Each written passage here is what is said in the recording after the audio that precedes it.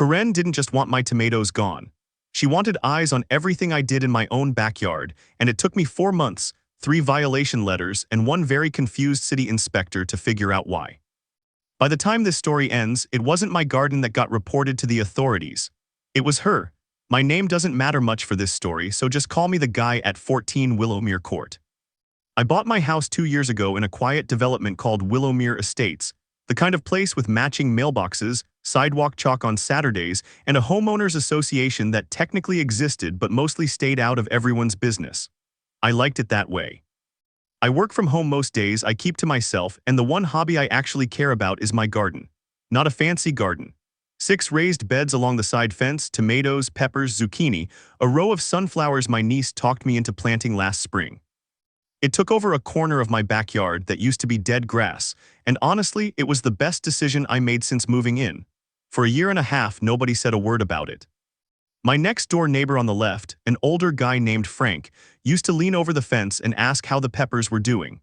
The family across the street sent their kids over every August to pick tomatoes off the vine.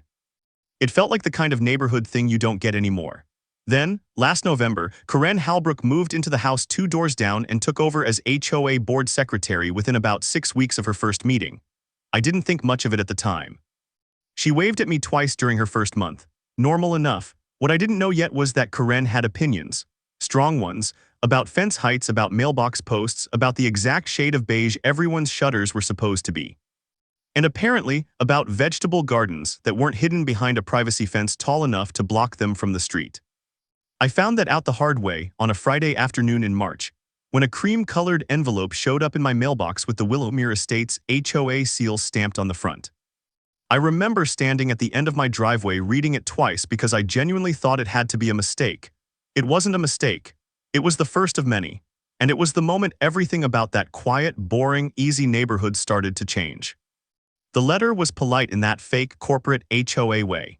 Dear homeowner, it is our duty to inform you that your property has been found in violation of Willowmere Estates Community Guideline 4.2 regarding approved landscaping structures in visible yard areas. You have 14 days to remedy this violation before a formal fine is assessed. I read Guideline 4.2 twice. It talked about sheds, fences, and unapproved structures. My garden beds were 18 inches tall, made of untreated cedar, and about as threatening as a flower box.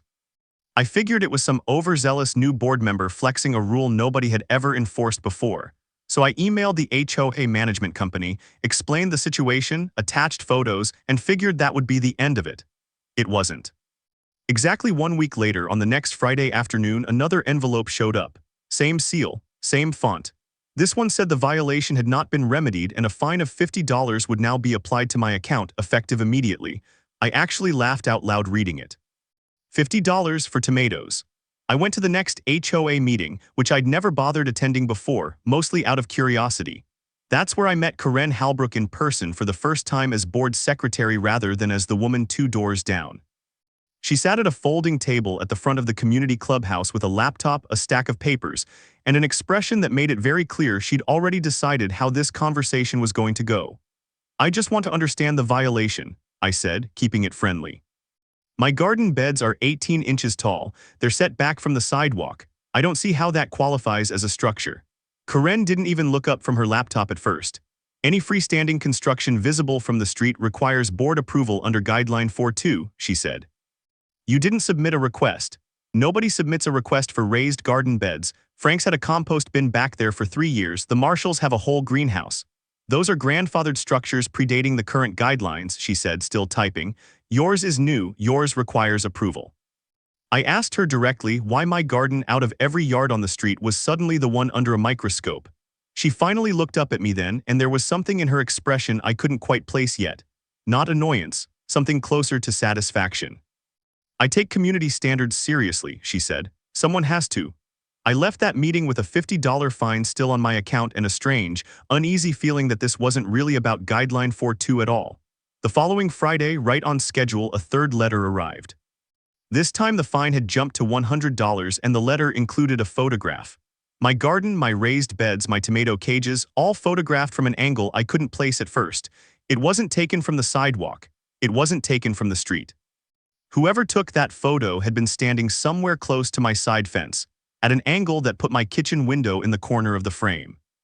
I stood in my driveway holding that photo for a long time, and for the first time since this whole thing started, the questions in my head weren't about garden guidelines anymore. They were about who had been standing close enough to my house to take that shot and why. By the fourth week, the pattern was undeniable. Every single Friday afternoon, like clockwork, a new letter arrived. Week 1, the warning. Week 2, $50. Week 3, $100 with the photograph. Week 4, the fine jumped to $200, and the letter added a new line I hadn't seen before. Continued noncompliance may result in a lien being filed against the property. A lien over tomatoes. I called the HOA management company directly this time, a woman named Diane who sounded tired the second she heard my address. Willowmere Estates, she said. You're the garden guy. Apparently, I said. Can you tell me who's actually filing these violation reports? Because I looked through the community guidelines myself, and Guideline 4.2 doesn't mention gardens once. It's about sheds and outbuildings. There was a pause on the line. The reports come in through the board secretary's portal, Diane said carefully. I don't have visibility into who's submitting the initial complaint, just who's processing it for the file. The board secretary, Karen. I asked my neighbor Frank if he'd noticed anything strange going on, and that's when he told me something that changed the whole shape of this story. Frank said that about 6 weeks earlier, right around the time the first letter showed up in my mailbox, Karen had hired a company to install a new security camera system on her house. 4 cameras. And Frank, who happened to be standing in his own driveway when the installer was setting up the last one, had watched the guy angle that camera not toward Karen's own front door, and not toward the street, but directly across both of our backyards, toward my kitchen window. I hadn't thought about it until that moment, but every violation photo I'd received had been taken from almost exactly that angle. Frank's information changed everything, and once I had a name for the shape of what was happening, I couldn't unsee it.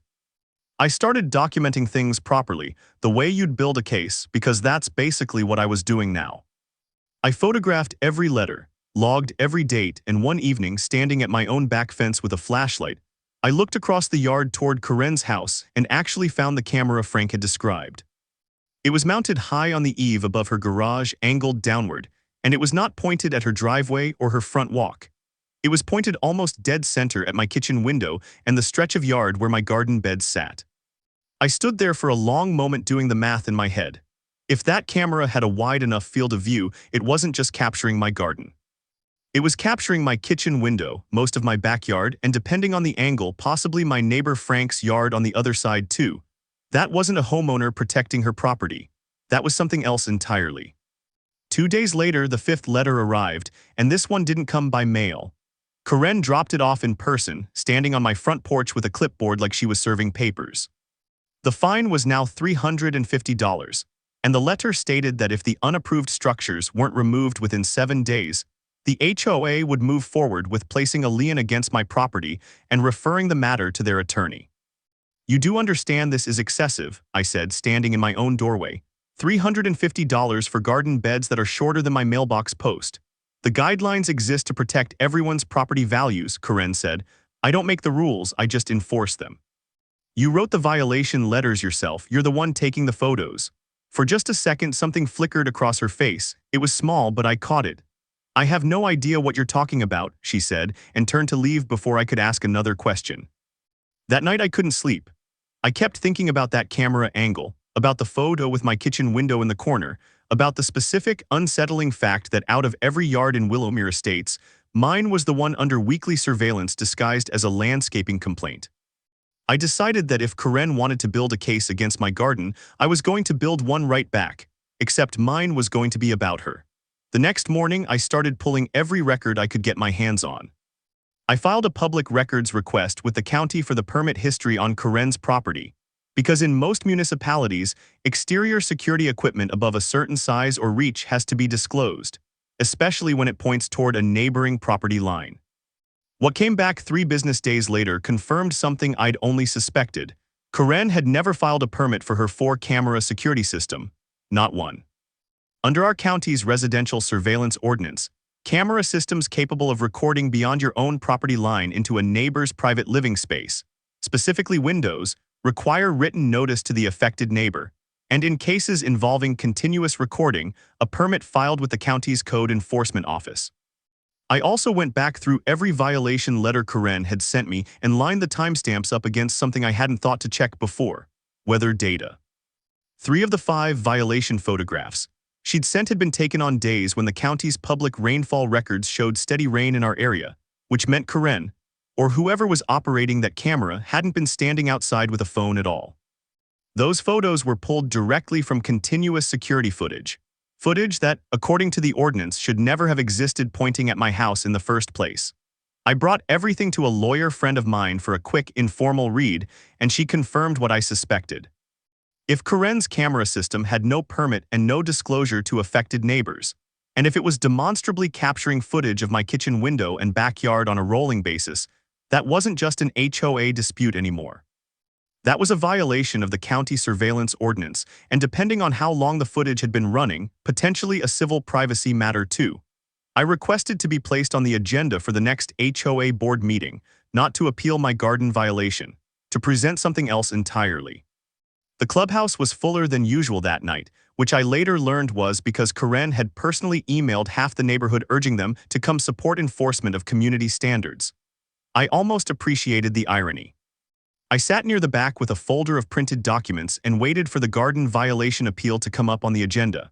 When it did, Karen stood up first, the way she always did, and read the violation history out loud for the room. 5 letters. $350 in fines, a looming lien. She made it sound like I'd built an illegal structure in the middle of the cul-de-sac. Before the board votes on the appeal, I said, standing up, I'd like to present some information that I think is relevant to why these violations were filed in the first place.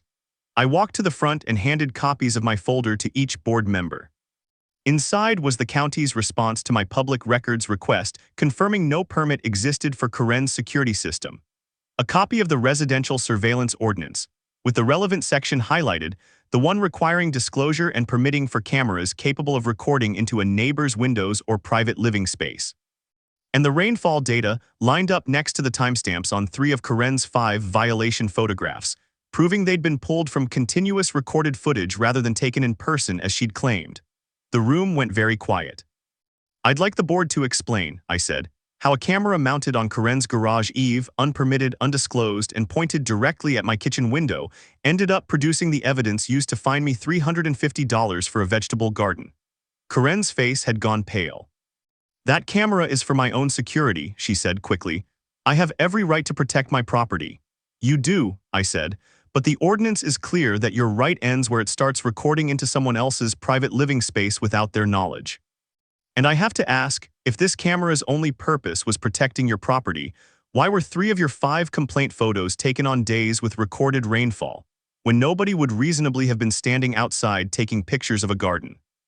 One of the other board members, a soft-spoken man named Roger who I'd never heard say more than 10 words at a meeting, actually spoke up.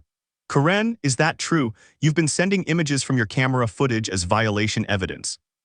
Karen didn't answer right away, and in the silence, another woman in the audience, someone from 2 streets over, raised her hand.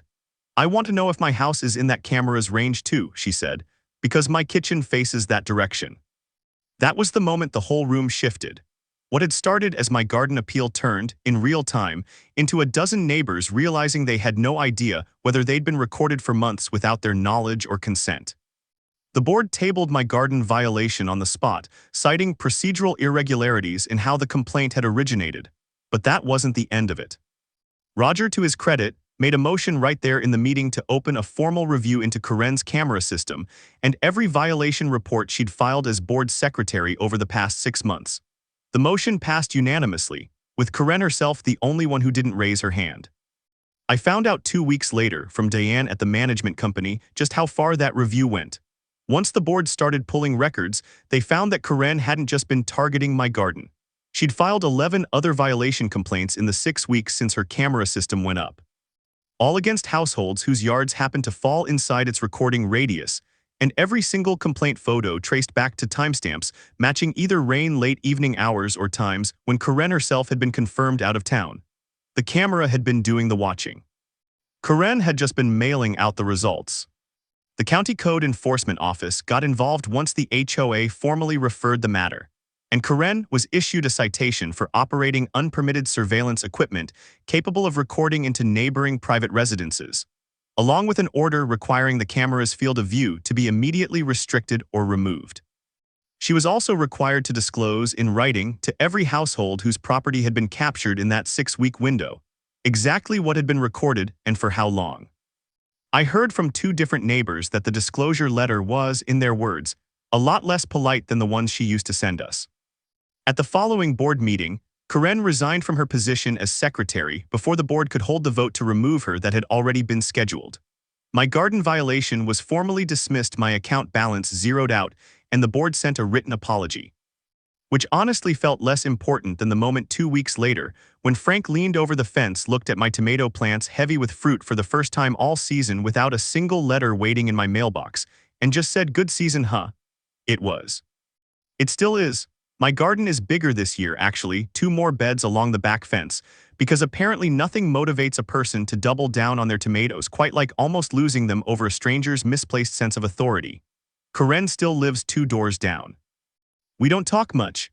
The camera above her garage is gone now, replaced with one angled strictly at her own front walk, the way it probably should have been from the start. I think about that first letter a lot, the one that showed up on a random Friday afternoon and made me feel, for a minute, like I'd actually done something wrong. It's easy to feel small when an official-looking envelope shows up with a seal on it and a fine attached. But I learned something that spring that I don't think I would have learned any other way. Rules only have power when nobody bothers to check whether they're being applied fairly. And sometimes the person writing you up for breaking the guidelines is the one who's actually been breaking them the whole time. If you've got a Karen in your neighborhood, do yourself a favor and start keeping records early. You never know what you'll find when you finally look closely enough. If this story hit home, or if you've got your own HOA nightmare that needs telling, drop it in the comments. I read every single one. And if you want more stories like this, you know exactly where the subscribe button is.